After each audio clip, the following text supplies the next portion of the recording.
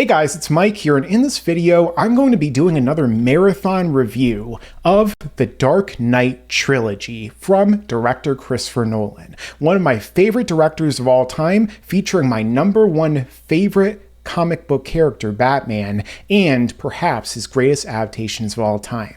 And I saw all of them in theaters back to back on Batman Day this year. And so I really was looking forward to that. It was a great experience, which I'm going to be talking about in depth in this video, as I'm going to be going into each of the movies, breaking down what I love about them, what maybe doesn't hold up quite as much, especially after years since they came out, and comparing them to the other Batman content that's come out over the years. But with that being said, guys, if you're new to this channel, consider subscribing and enabling all notifications. That way you can stay up to date with all my future videos. Additionally, if you like this content, make sure to leave a like. Also, comment your own thoughts down below. Let me know some more of your thoughts on the Dark Knight movies and what other movies you'd like me to talk about in the future. With that being said, let's get into the video, starting with me talking about the very first movie in the series, Batman Begins, which for me, it's just an awesome movie. And, you know, it's one of the best origin movies for any comic book character, period. Great direction by Christopher Nolan.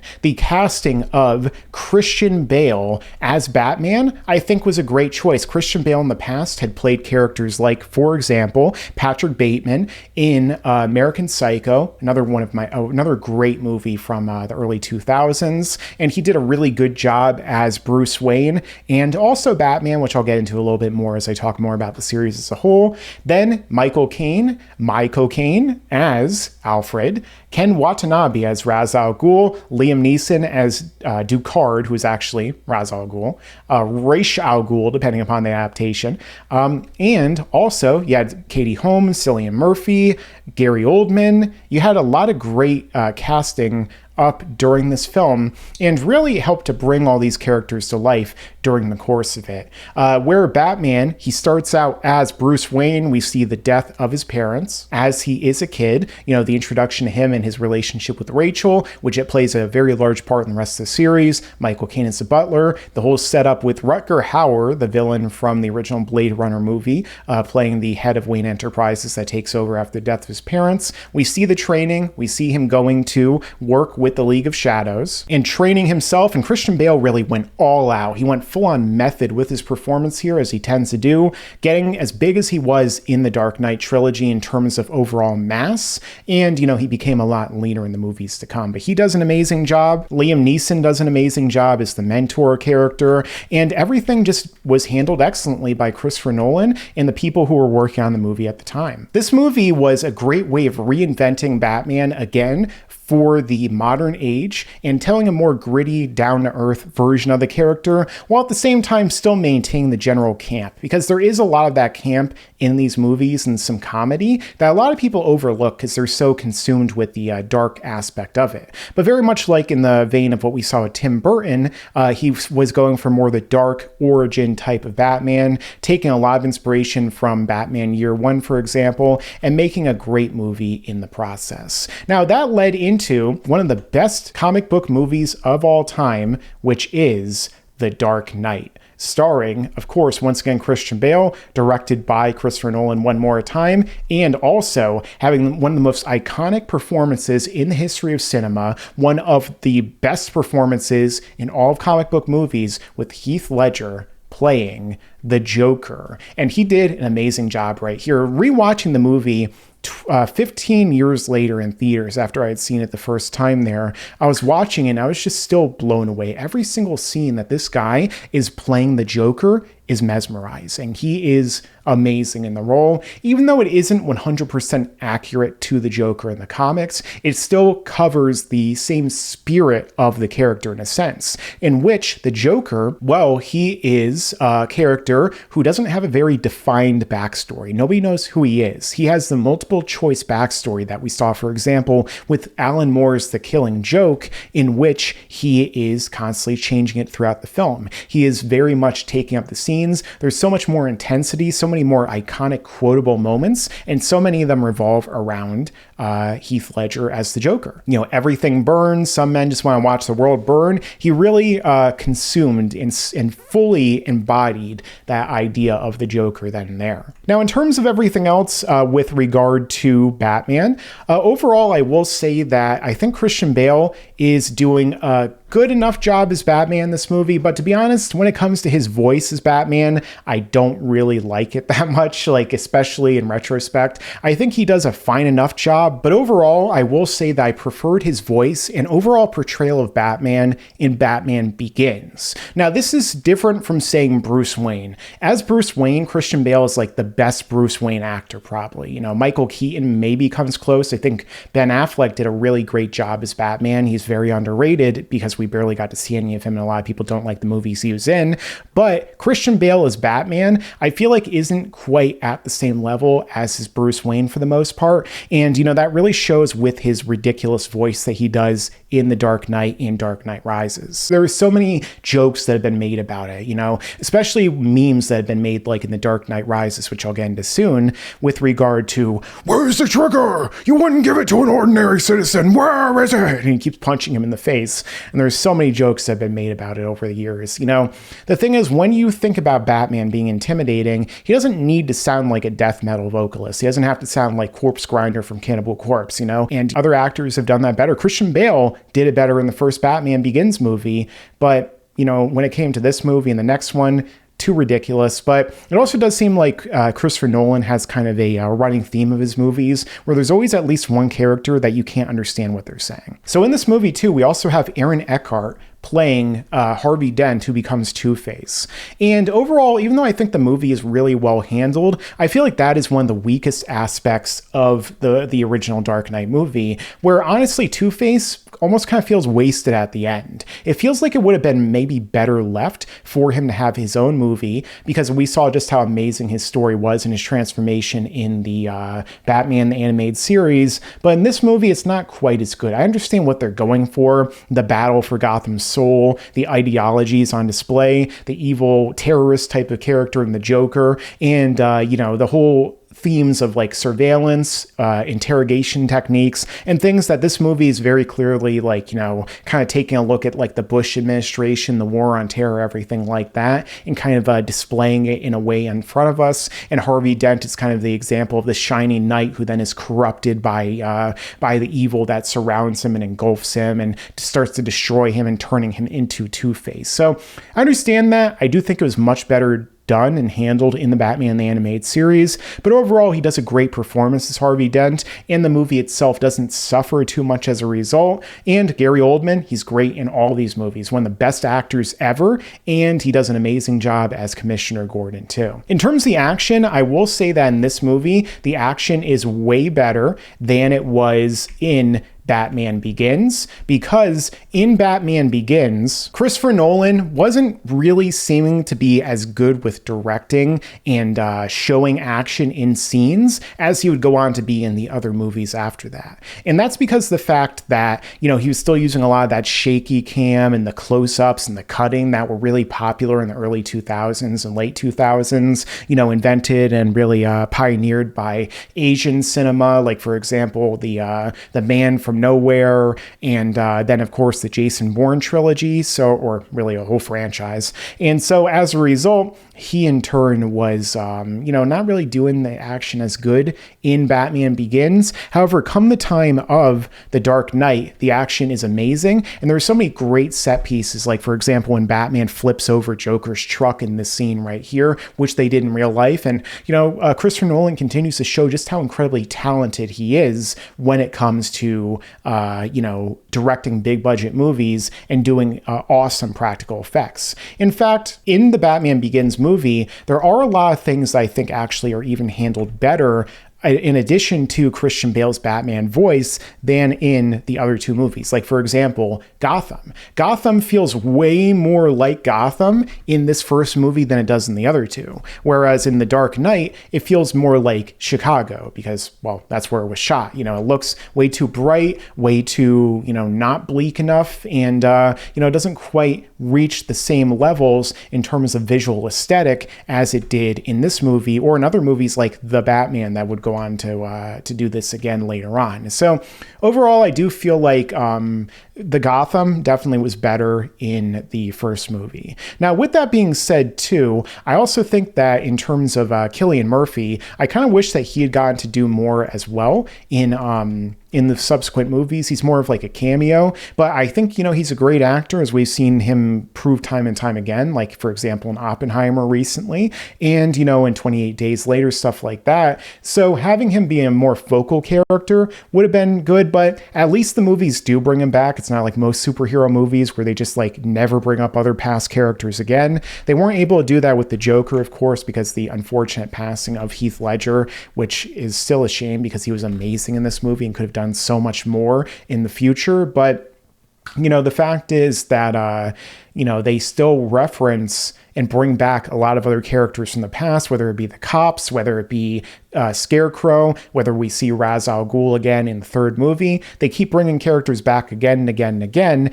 And so as a result, what do we see? Well, we get a greater sense of continuity between them, except with regard to Maggie Gyllenhaal replacing Katie Holmes as Rachel, which honestly, I don't think Maggie Gyllenhaal is as good for the role as Katie Holmes. I think Katie Holmes has more of that kind of girl next door charm that kind of was exhibited in the first movie. And I feel like overall she was just better for the role than Maggie Gyllenhaal. Maggie Gyllenhaal does a fine enough performance, but if I'm going to prefer the two of them, I'd much rather have just them kept Katie Holmes, but because of everything going on with Tom Cruise at the time, which I'm definitely not going to comment. But talking about Tom Cruise, I talked about why Mission Impossible is possibly the best action franchise of all time in terms of live action movies that you could see in the top right corner.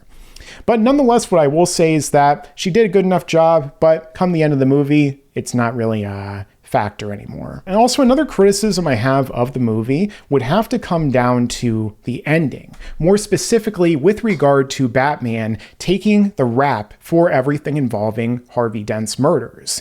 So in order for the Joker to not win, Batman lies and he claims that he was a murderer. But why didn't Batman just blame the Joker? I mean, it's not like there haven't been tons of cover-ups that have happened in the past in reality, right? With like the police and with the government and stuff like that.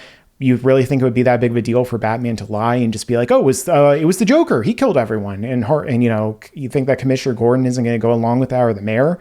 Like, they know that having Harvey's criminals out on the street would be a problem. So blame the Joker. What's he going to do? I didn't do that. Oh, well, you're a crazy person who kills people for fun. So why would we believe you? Maybe there would be a kind of like a conspiracy that would evolve from it. And that would have been really interesting to see, maybe like that lie unraveling in the next movie, kind of like it did with Harvey Dent in Bane, which I'll get into soon. But that's another thing that doesn't really, I get it. It's great for the themes in the movie, but in universe, it's kind of like, you could have just lied in a different way and had Batman still be around. Which leads into The Dark Knight Rises, the third movie and the capstone, the ending of this trilogy, which I still think, even though it's gotten a lot of mixed reviews and stuff over the years, is itself a great movie. It is, in my opinion, still better than Batman Begins, even though Batman Begins handled certain things better, and the performances are still really great for the most part from Christian Bale, and especially Tom Hardy as Bane. And Tom Hardy does an amazing job as Bane here, because for me, Tom Hardy is absolutely one of my favorite actors, maybe of all time. He's so great in so many movies he's in. He's one of those chameleons, kind of like Christian Bale, who can change and totally adapt to the scenes that he's in. And he does an amazing job as that strong, physical character who is capable of matching Batman and even straight up beating him and breaking the bat like he did in Nightfall in the comics. And when I first saw this was actually my first Nolan movie that I saw in 70mm IMAX, and it was mind-blowing in a sense. It like blew me away how amazing the movie looked, even from the very start. I remember when I first saw that scene where they dropped the plane out of the sky and looking down, it literally looked like you were thousands of feet up in the air. And Christopher Nolan, again, amazing director, because he did so much of this stuff live, like he did this for real in camera. Like he literally destroyed a plane and dropped it. He literally had people swinging from bungee cords up in the air. It was awesome.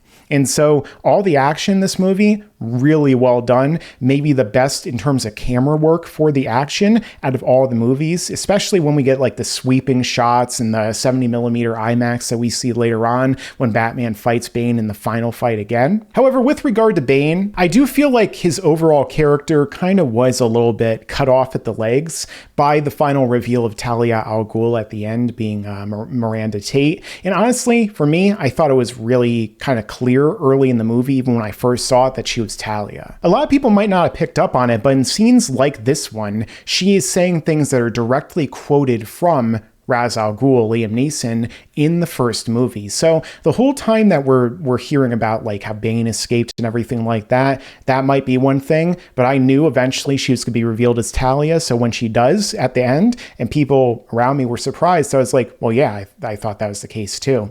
Additionally, Joseph Gordon-Levitt, he does a great job in this movie too, where he plays what is often referred to as a hot-headed cop, and he basically becomes the understudy for Batman. As it's revealed, his name is Robin. However, he isn't Robin. This is something that a lot of people actually get confused about this. Joseph Gordon-Levitt's Robin is actually the next Batman. He is not going to become Robin in the future. He's going to become the new Batman. That's why he finds the Batcave with all the suits and stuff that are in it. That's why Batman remakes the bat symbol. Everything is set up for him to become the next Batman. The ending is like the original ending from the comics of V for Vendetta.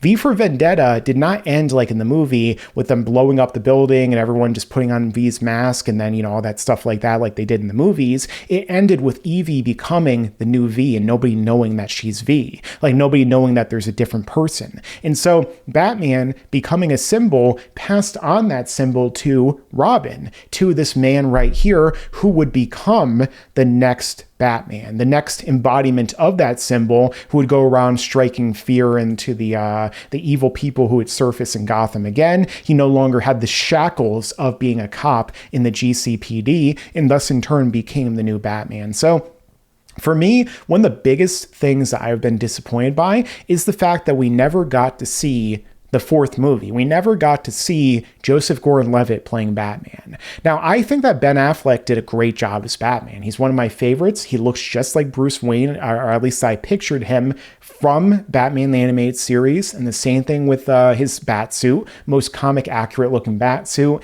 In Batman v Superman, that fight scene in Arkham was amazing. So I think that he, the Arkham style fight scene. So I think that he was great for that role. But overall, I wanted to see Christopher Nolan's next Batman character. I wanted to see Joseph Gordon-Levitt take on that role, and I'll be doing another video about that in the future specifically because I think that he might be the best Batman we never got, but we're going to have to wait and see that. Maybe if it happens in the future, I'd love to see it happen. Another person who did great in this movie is Anne Hathaway, who played Catwoman, Selina Kyle. She had a lot of chemistry with Bruce Wayne as Batman with Christian Bale, and the way she looks in this movie, I'm not surprised if any opposing actor would have great chemistry with her, but the fact of the matter is she did an excellent job here. She really portrayed that character. There are scenes where she flips a switch and she'll act like a helpless civilian screaming, and then she'll get into her badass mode and is kicking guys and taking them out and doing a really great job, and her suit is really generally well made. It fits within the Christopher Nolan style, and honestly I think it looks a lot better than what we end up getting in The Batman with Zoe Kravitz playing her, wherein she looks a lot more like the true Catwoman here with her X-ray goggles turning into the cat ears and stuff like that than Zoe Kravitz did in The Batman with Robert Pattinson. But overall, excellent job she did here. And even though the romance is a little bit quick in some ways, I still feel like overall it was a good job here that they did introducing Catwoman, having her and Batman fight side by side, and it really came across great, especially when they're all fighting Bane, and it just was excellently done and handled. And overall, a lot of people have issues with the ending of the movie, for example, with it seeming like Batman sacrifices himself and dies, but everything is explained in the movie. There's so many things that people say are plot holes, but if you actually watch the other two movies, there are things that Christopher Nolan is constantly referencing about how like Batman is able to get back into Gotham because he fully understands the mapping of Gotham better than anyone else, including Harvey Dent, where he has in a conversation with him before. How does Batman walk on the ice? He learned how to do that in the first movie. How can Batman do this or that? It explains in the other movies. So many things that people are like, this is a plot hole. They weren't really. You just didn't pay attention to the other movies, or you hadn't seen them in a while by the time you watched this one. And overall, I think the message of the ending is handled excellently because Batman gets his kind of happy ending in a sense that Bruce Wayne does, doing what Alfred wanted him to do the whole time. And he even shows up at that bar that Alfred goes to in the movie, in the past. And as according to Christian Bale, they looked at each other and then they went their own separate ways, like Alfred always wanted to do, like he said in that fantasy he had. So that was supposed to have happened. It wasn't imagination. It wasn't like Inception. Christian Bale confirmed that it did in fact happen. I think it was a great ending, setting up the next generation of Fight as Batman with Joseph Gordon-Levitt's Robin, and then setting up, a good happy future for Batman and the redeemed Selina Kyle. So I think that was excellently handled. Now, in terms of the overall cons with this movie, the biggest ones for me come down to probably the two different major factors that are out of universe, which are number one, the writing. I feel like the writing in this movie could have used another script. There are certain things that made it into the movie at the end that's kind of questionable, like how Robin was able to know who Bruce Wayne was as Batman just because he looked at his face and, he'd been putting on a face in the mirror over and over again. I understand what the emotional aspect that Nolan was going for there and how he was drawing parallels between the two of them and how similar they are. But at the same time, I do feel like it could have been done better. And there's other things in the script that also could have been handled better. The dialogue, especially, Bane says to Batman, "Oh, so you came back to die with your city?" And Batman's like, "No, I came back to stop you." It's like, could have been a little bit better.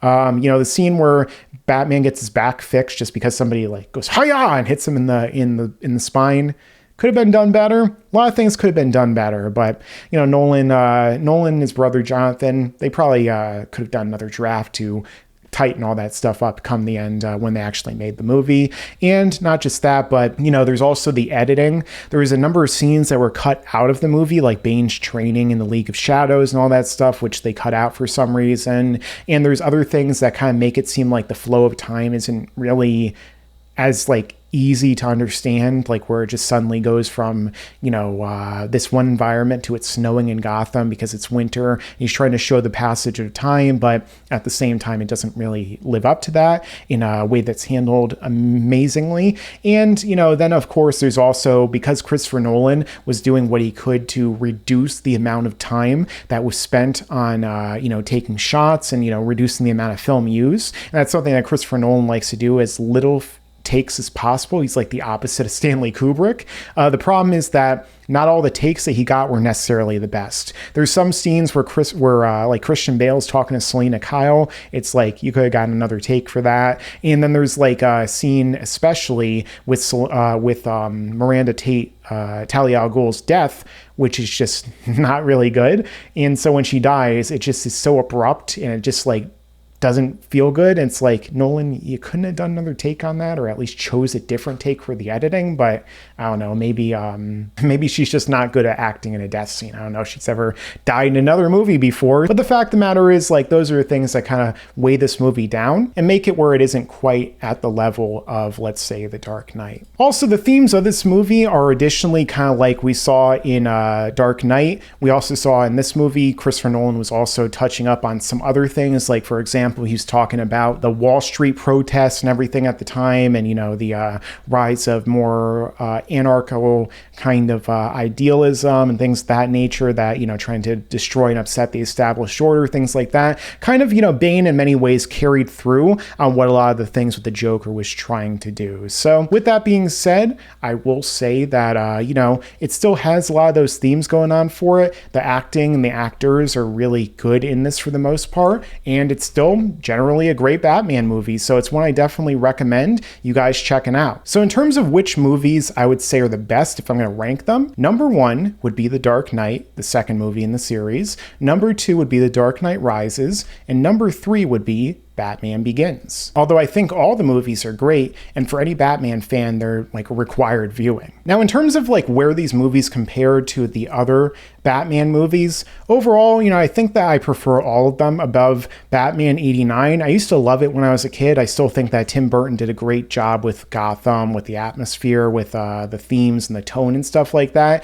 And Michael Keaton did a great job as both Bruce Wayne and Batman, as well as Jack Nicholson. But, you know, kind of like with my last watch through, when I watched every single Batman movie, Christopher Nolan just takes even Batman Begins to the next level when it comes time for this. The closest movie I think compares to them in terms of overall quality is The Batman with Robert Pattinson. In terms of this, I remember when I first saw it, and I think I reviewed it on Laughingstock Cinema, possibly. If you guys haven't seen it, you could check out in the top right corner if it exists. And when I originally saw it, you know, I thought it was excellent. Like, I thought after I'd watched every single Batman movie that there was an argument to be made that this was the best one. Now, kind of inverse to Christian Bale, I do feel like Robert Pattinson's portrayal of Bruce Wayne isn't quite as good as his Batman. You know, his Bruce Wayne basically just feels like Batman without any of the costume, obviously, but also without any of the same nuance to the portrayal that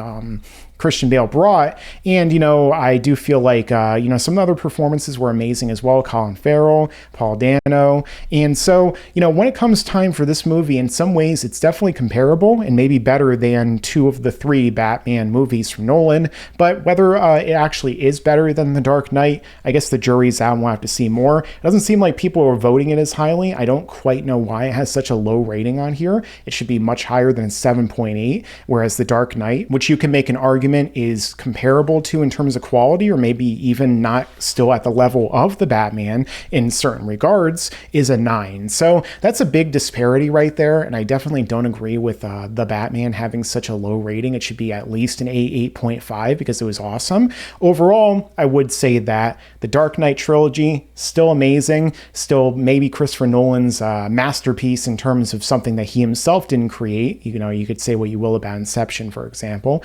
And in terms of all that, highly recommended. Everyone check them out. And you guys, you know, maybe you should watch them exactly like I did, but let me get into that right now. So in terms of watching these movies, are they actually better when you watch them in marathon form? And overall, I would have to say, yeah, they are.